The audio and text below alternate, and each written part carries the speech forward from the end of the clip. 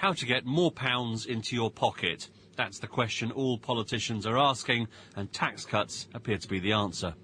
This morning, in an interview for GMTV, the Prime Minister gave his strongest hint yet that cuts were on the way. What I'm determined to do is to get all countries around the world sort of trying to get their economies moving again. And one way you can do that is by putting more money into the economy by tax cuts or by public spending rises.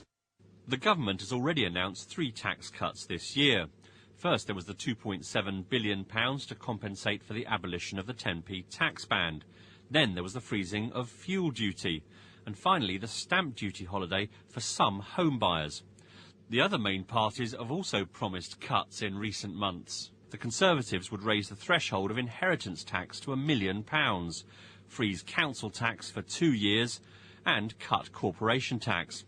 But the Lib Dems have been even more bold.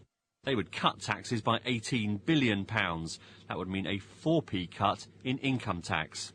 We have been the only party for months saying we need lower taxes for the vast majority of people on ordinary incomes. Now the question is, how do you do it?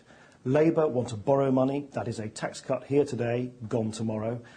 The Conservatives won't close the loopholes which only the wealthy benefit from. We're the only party saying tax cuts have got to be big, they've got to be permanent, and they've got to be fair. The Conservatives are planning further announcements of their own, though in an article today the Shadow Chancellor George Osborne accused ministers of planning to borrow even more. He said spending our way out of recession will not work. Targeted tax cuts would help, but they must be properly funded. Any tax cuts must not permanently increase the structural deficit. We've already seen an interest rate cut from the Bank of England, and obviously the effect of that is at the moment somewhat uncertain. So a tax cut on top of that would provide an extra impetus to the economy and avoid putting all your eggs in one basket. Protesters outside the Bank of England today seeking to keep up the pressure on Gordon Brown to punish the bankers.